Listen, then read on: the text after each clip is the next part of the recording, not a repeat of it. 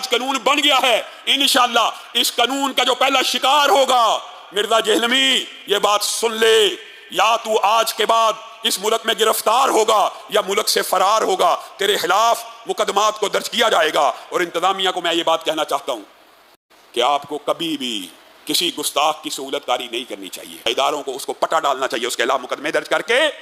ہمارے سے انتظامیہ نے وعدہ کر لیا، ایس پی نے وعدہ کر لیا پرچہ درج ہو جائے گا، لیکن اب صرف پرچہ درج نہیں ہونا چاہیے، مزید مقدمات درج نہیں ہونے چاہیے، بلکہ ان مقدمات میں اس کو گرفتار بھی کرنا چاہیے۔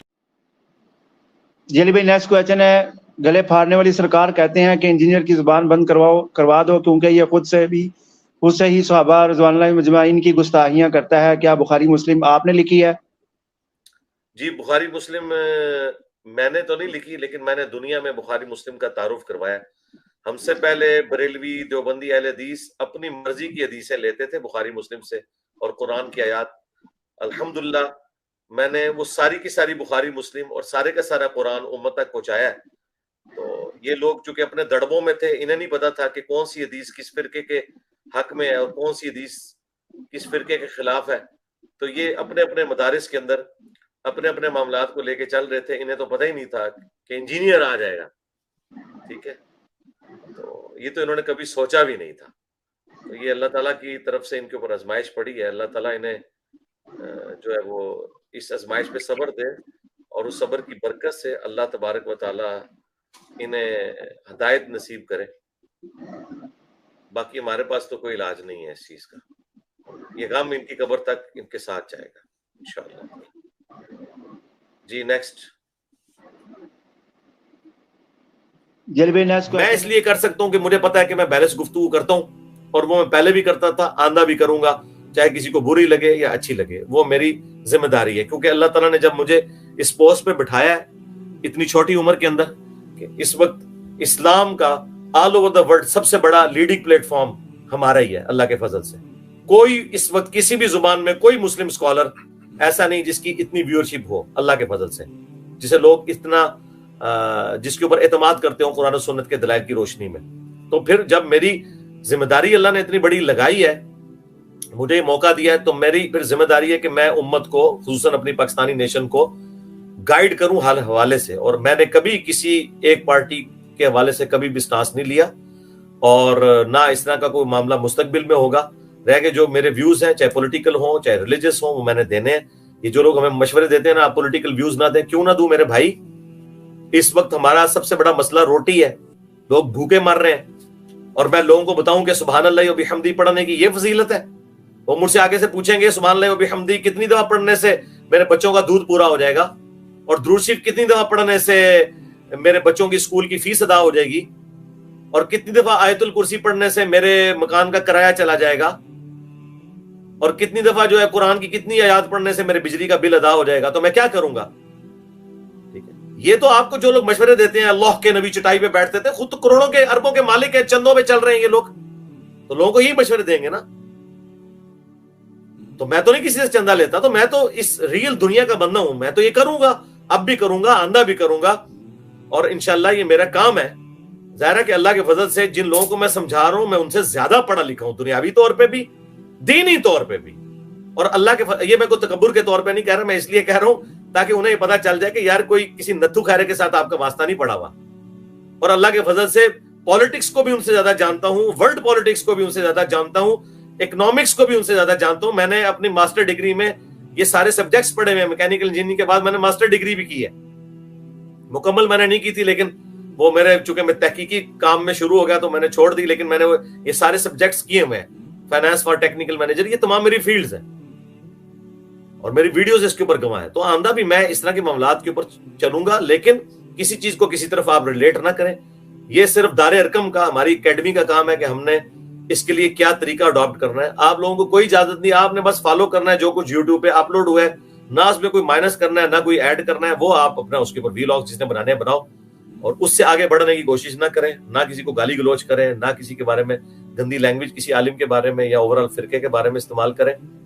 تو یہ ان کی چیخیں تو آسمانوں پہ جائیں گی، آپ دیکھیں ان پہ بہت برا وقت آیا ہے فرقوں کے اوپر، اس سے برا وقت پلانٹ ارتھ پہ انہوں نے کبھی نہیں دیکھا۔ وہ صحیح چیخ رہے ہیں کہ آج تک اتنی بڑی آزمائش ان پہ نہیں آئی ہے، وہ تو فتنہ کہتے ہیں، میں اس کو عربی والا فتنہ سمجھتا ہوں. واقعی اتنی بڑی آزمائش, اتنا برا وقت وہابیوں پہ کبھی نہیں آیا تھا, بریلویوں پہ, دیوبندیوں پہ, اہل حدیث پہ, شیعہ پہ, کہ ایک ایسا بندہ اللہ نے بھیجا ہے جو ان کی کتابوں سے ان کی ڈاکٹرین کو غلط ثابت کرتا ہے, اور ان کی کتابوں سے اس کی باتیں ثابت ہوتی ہیں, اور اس کے باوجود وہ سب کو چندے دیتا ہے, سب کے پیچھے نمازیں پڑھتا ہے, سب کو مسلمان سمجھتا ہے, اور خود کوئی چندہ بک نہیں بنائی.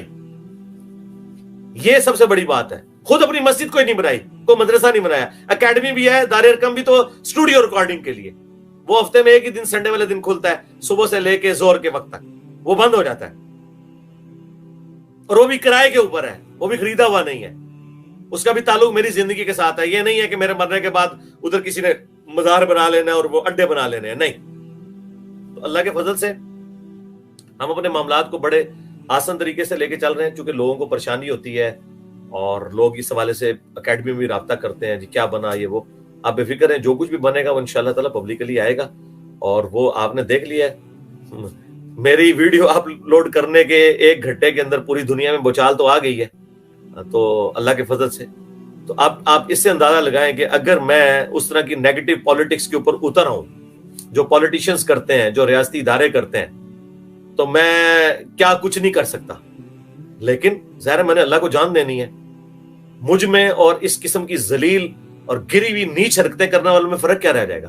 اگر میں اپنے آپ کو مؤمن کہتا ہوں, مسلم سمجھتا ہوں, تو ظاہر میں اخلاق نبوت کے ساتھ معاملات کو لے کے چلوں گا اور قانون کے تحت لے کے چلوں گا. اگر میں عمران خان صاحب کو کہتا ہوں نا کہ آپ کو عدالت کے سامنے پیش ہونا چاہیے, تو میں اپنے آپ کو بھی پیش کرنے کے لیے تیار ہوں. میں اپنے بھی سارے مقدمات کو لے کے چلنے کے لیے تیار ہوں, اور میں بڑے احسن طریقے سے ان معاملات کو لے کے چل رہا ہوں. اور ہمارے مخالفین جو کچھ کر رہے ہیں, یقین کریں کہ جتنے لوگ پیروں سے محبت کرتے ہیں نا, ان سے زیادہ میرے اسٹوڈنٹ مجھ سے محبت کرتے ہیں, کیونکہ وہ اپنے پیروں کو چھوڑ کے ادھر آئے ہوئے ہیں. تو اس کا مطلب آپ سمجھتے ہیں کہ کوئی بھی ایکسٹرا جوڈیشل ایکٹیویٹی کوئی پرفارم کرنے کے لیے خود سے کوئی سر پھیرا تیار ہو سکتا ہے. یہ الحمدللہ میری تربیت ہے کہ ہمارے کبھی کسی اسٹوڈنٹ نے, جو پاکستان میں فرقوں سے بڑھ کے جن کی تعداد ہو چکی ہے اللہ کے فضل سے, کبھی کوئی روڈ بلاک نہیں کی ہے, کبھی کسی مسجد میں جا کے کوئی پتھر نہیں مارا کسی فرقے کی. نمازیں ان کے پیچھے پڑھتے ہیں, چندے انہیں دیتے ہیں. اور تمہارے بزرگوں کے لگائے ہوئے درخت کے پھل تم لوگ ہو جو دنیا کے لیے امن میں ایک سمجھ لو رکاوٹ بنے ہوئے ہو, اور ہمارے پھل دیکھ لو ہماری زندگی میں. اب بتاؤ کہ بڑا بزرگ پھر کون ہے تمہاری ڈاکٹرین کے اندر؟ اور یہ ظاہر میں جوک کے طور پہ بات کر رہا ہوں. تمہارے جو بزرگوں کے لگائے ہوئے گلے سرے پھل نظر آ رہے ہیں. ابھی مشکل سے ہم گرے لسٹ سے FATF کی نکلے تھے, اور یہ پھر مولوی ہمارے پر مسلط ہوئے ہیں اور آ کے اعلانیاں کر رہے ہیں. مجھے بتائیں, چلیں میں اپنے اسٹوڈنٹس کے لیے صرف بتا دیتا ہوں, مجھ سے ابھی چند گھنٹے پہلے ایک بہت بڑے ٹی وی چینل نے, انٹرنیشنل ٹی وی چینل ہے باہر کے ملک کا, اس نے رابطہ کیا ہے. میں نے انہیں انٹرویو دینے سے انکار کر دیا.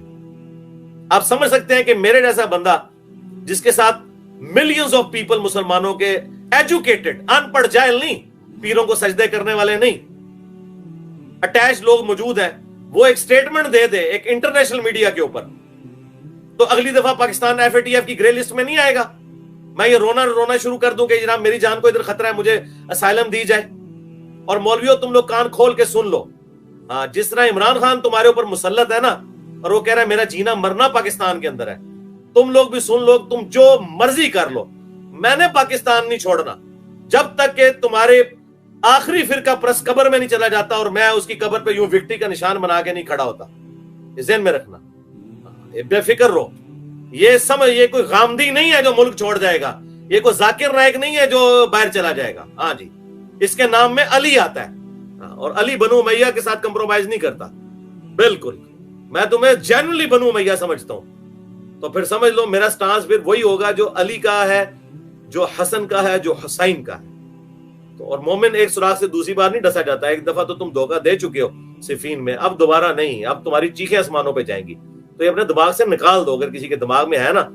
تو میں اتنی احتیاط کرتا ہوں کہ میں کوئی ایسا بیان نہ دوں کہ پاکستان کے اندر جو ہے وہ اس طرح کے معاملات چل رہے ہیں اور پھر معاملات خراب ہو.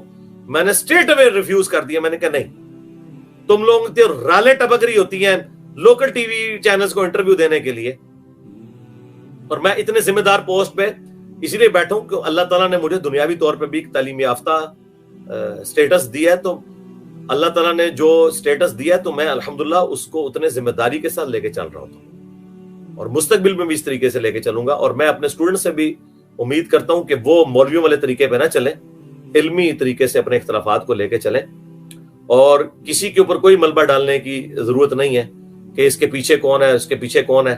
جو پیچھے انشاءاللہ دنیا میں بھی سزا پائے گا, آخرت میں بھی پائے گا, اور انشاءاللہ حق کی جیت ہوگی انشاءاللہ. اللہم صلی علی محمد وعلی آل محمد واصحاب محمد وازواج محمد اجمعین الی یوم الدین.